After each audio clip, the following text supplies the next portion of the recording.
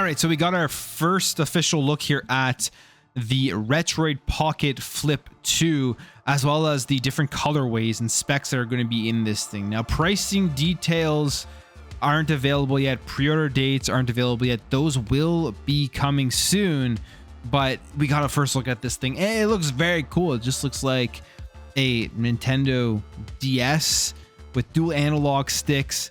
Obviously, only a singular screen, but it has kind of like that clamshell design and everything. So very cool here. There are 4 different colorways, and I think they all look great.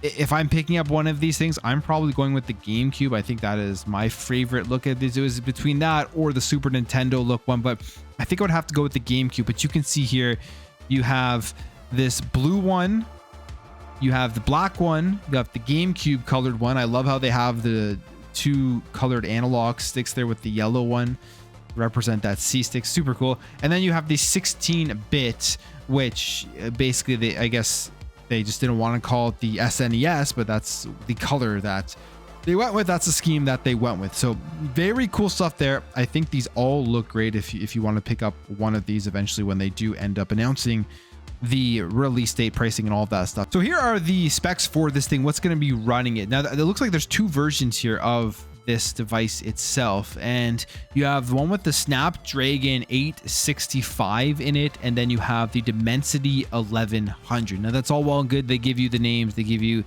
the GPU, the Wi-Fi connectivity and stuff, Wi-Fi 6 Plus on it, which is all great. The Dimensity is a 6nm processor, and then the Snapdragon is a 7nm, so there's a difference there. And they also have different frequencies here for the CPU. With the Snapdragon, you have 1 at 2.8, 3 at 2.4, and then 4 cores at 1.8 gigahertz. And then with the Dimensity, there's 2 4 cores in it, 1 at 2.6 G and 1 at 2.0 G. But I'm thinking about, like, I look at those numbers, I may not fully understand that, but here is what the difference would be. These are the benchmarks here for it in terms of gaming performance. So it may not be 1-to-1 when you put it into this system, of course. However, the Snapdragon 865 CPU performance between the two, between the 865 and the Dimensity 1100, exactly the same. Gaming performance here, the Dimensity 1100 has slight advantage over the Snapdragon 865. As the battery life, this will be a huge thing for a lot of people.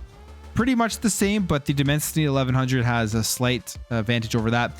And then the overall chip score, they are both the same.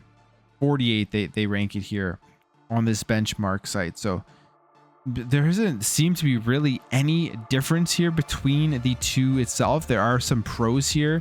For the Qualcomm Snapdragon 865, they say supports 29% higher memory bandwidth, performs 23% better in floating point computations, 9% higher CPU clock speeds, whereas the pros for the MediaTek Dimensity 1100 has 4 megabytes of larger L3 cache size than the Snapdragon 865, higher GPU frequency by about 45%. It has a smaller size transistor, which is what we saw there with this official announcement. But then we go over here, and they have a full breakdown between the two, depending on what chip that you get. Everything seemingly is the exact same. The big thing I think people would be most interested in here is the screen. It's a 5.5 inch 1080p AMOLED screen with 500 nits for the brightness here. So that is the screen on both of them, which is completely fine for what you're going to be playing on this thing. They both have video output display ports of 1080p 60 on it. Both Wi-Fi 6. The Snapdragon has Bluetooth 5.1, whereas the D1100 has Bluetooth 5.2. They have Type-C's connection on there, 3.5 millimeter audio jack, and a TF card. Both running Android 13, same battery size, 5,000 milliamp hours, and then charging speed. You can charge the Snapdragon 865 at 27 watts and the D1100 at 18 watts.